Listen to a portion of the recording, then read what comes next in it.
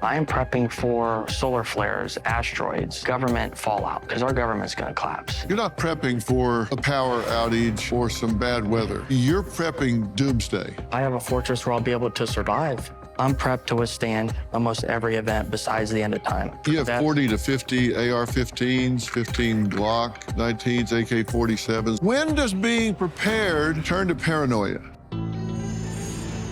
I'm not prepping for doomsday. We're not going to be here.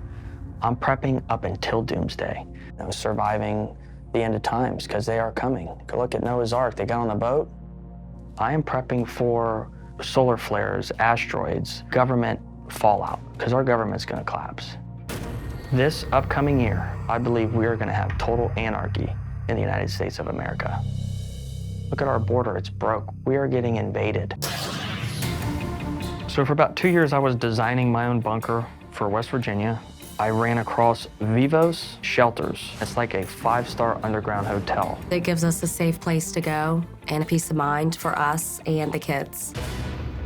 I have a gun room at my home. Can't get in there without your fingerprint. My gun collection is probably worth from about $160,000 to $200,000, and it ranges from pistols to ARs to Uzis. I got a Tommy gun, squadron automatic weapon, which is a SAW. It is actually a belt-fed gun, so you can shoot more rounds if you're going into a large crowd. I got 17 cameras in my house.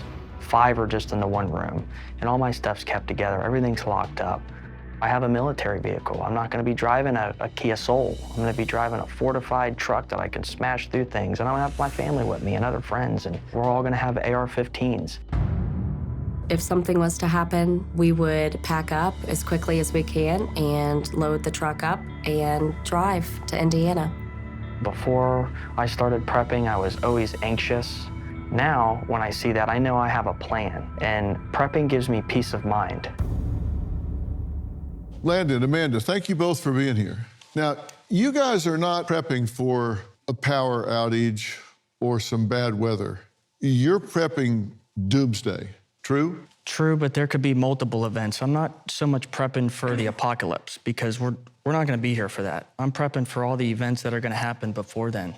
Okay, you said I. You're with him on this, right? Yes. You weren't at first, but you are now. Yes, I am now, yes. So you're bought in 100%. Yes. Do you think that this is going to happen? I'm not really sure. I hope it doesn't. I mean, something's definitely going to happen.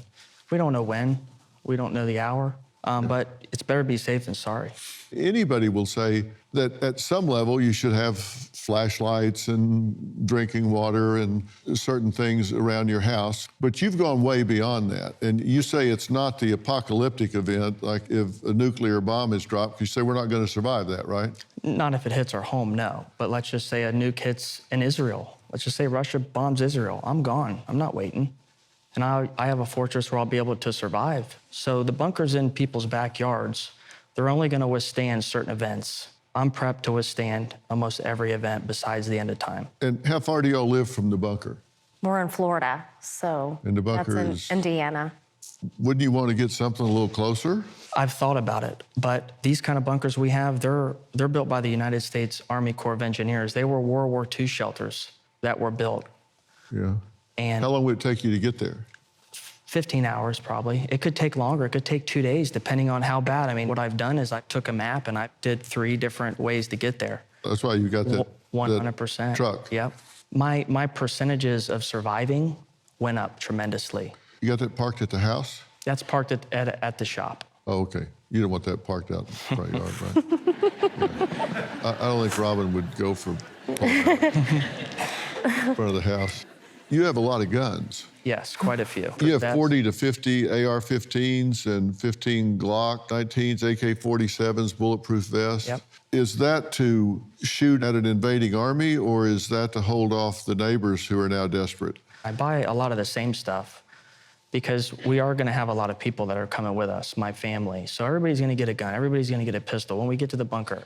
Not everybody shoots guns. We're going to want to train them. We're going to want to give them a gun because one guy can't survive. You got to be stronger together than apart. Yeah, and like your neighbors aren't doing all this. No, they don't even know I do it. They do Not at now. That cat's out of the bag. Hate to tell you, but you see these squares around here? Those are cameras, and they're hooked to satellites. It's actually a good thing. I mean, you watch the news, look at what's going on in our border. We're getting invaded. This is a good plan to have. Everybody should have this plan. All right, look, we're gonna take a break. But before we go to break, I wanna ask each of our audience members a question. You have a voting device under your seat, so grab that. So after watching so far, what kind of prepper are you? You have 4 choices. 1, I'm not. 2, I have an emergency kit and some food supplies. 3, I have a bug out plan. And 4, I have a bunker. Which one is closest in describing you? Results are in. 51.6 are option number 1, which is I'm not a prepper at all. Number 2 was I have an emergency kit and some food supplies. 40% of you were that choice. 6.7% says I have a bug out bag and a multiple month supply of food. And 1.3 of you said I have a bunker. I was sitting on the couch and I turned to my wife and I said, hey, you're not gonna believe it, but I found a luxury 5-star hotel underground bunker. It's called Vivos, Indiana. Next thing you know, we're flying out and doing a tour of the bunker. We have a security team, we have doctors, we have nurses. We can perform surgeries, we can grow plants for salads and tomatoes underground. We have enough food to feed 80 people for 2 years, but if everybody doesn't come up, that could be 5 or 8 years. You have to talk to doctors because you don't want to get somebody who has a mental disorder and they go down there and tear everybody apart. So have a jail down there for that reason. I was shocked. Landon kept reassuring me, this is gonna be okay, you know, this is where we're gonna go if something is to ever happen. I put in a total of $172,000 to purchase this underground shelter. It is expensive, but there's no price too high to be able to protect our family. The bunker that you have is not just kind of a storage facility underground. You're talking about 4-foot concrete walls, right? I mean, Yes. this is substantial. It could withstand a 20-kiloton nuclear blast, not a direct hit, of course, but it could withstand a substantial event. And you say 80 people would be in this one? Yes, if they can get there. If they can get there. If they get there. They're spread all over the United States. There's still shares left. Was this expensive to buy a share? $25,000 is what I got into it for per share. Okay, and per share is that's a person. Per person. Okay, and are you required to bring your own supplies? You're not required, but it's beneficial. You know, we can only stock so much. But most definitely, like, you get your own room, and there's families. We want families. We don't want single people. We want people who got skill sets. But no single men? No, not at all.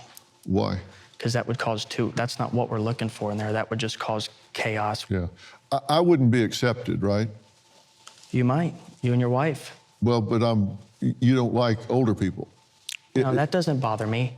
No, but they're not preferred in this community.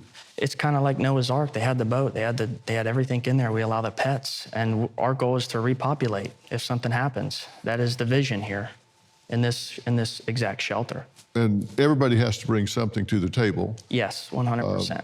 To repopulate, and so they got to have skill sets and bring supplies and have something to contribute. Of course. Yeah. What made you uncomfortable about this at first? I've never been into, weapons, and I'm not into the worldly news and stuff. So when I met Landon and he was into all that, it just sort of,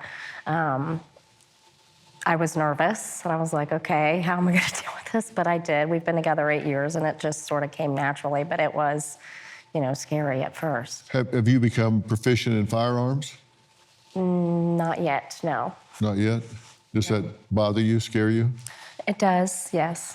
And I asked earlier, are these firearms to fight off an invading army, or are they to fight off people that didn't prepare and want to get in and breathe the air and eat the groceries and all that you've prepared for?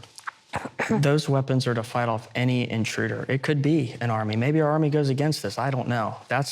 But it could be your neighbors. It could be your neighbors. Could be anybody. Yep. Because you got 200 guns down there, including a tripod, belt-fed machine gun, I'm wondering who you're going to shoot for That's that. more to get to the place. So when we go through, I mean, have you anarchy, the riots in New York, you see that kind of stuff? Could you imagine our family and our children in that military vehicle coming through Atlanta and people are trying to get in the vehicle? That's what it's used for.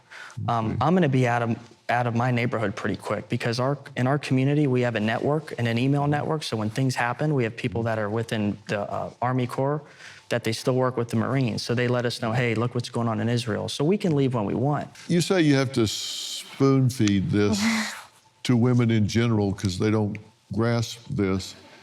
Would you, what I'm already offended.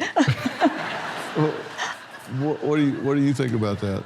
Well, I am offended. I would really resent the fact that you were spoon feeding me information that affected our entire family and our life and our future. So no, I would not like that. You wouldn't want to be spoon-fed? No. Information about our future and survival? I would actually want to know more than you did. Yeah. Because we're in this together. So I want to know everything that's going on because, again, we're a team and it affects our family, our future. So, no, I want to know everything. Yeah. I can handle it.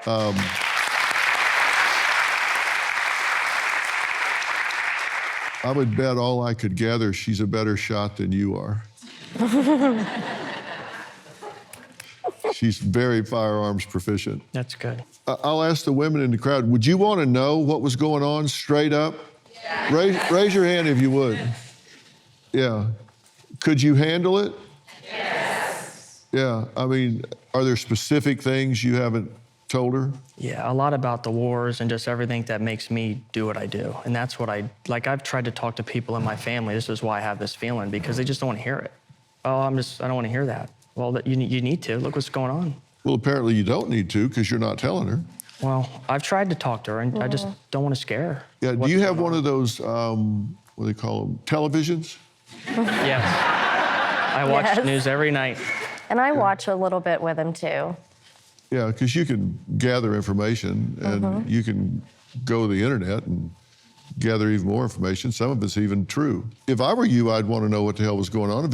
You have children, right? Absolutely. And you want to protect them and know what's going on because Some stuff is scary that's going on in this world with our borders and our wars going on and our government fight with each other. And she's listening. No, I know, and I've listened and I've learned over the years, but I mean, I guess I'm more like, I don't want something to happen.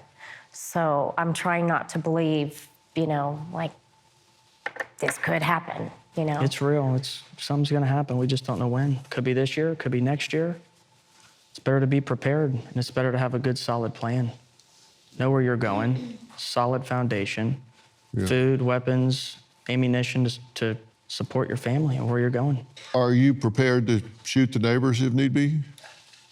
I have used a gun before, yes. I mean, but not on the neighbors. No, if I needed to, yes, I could.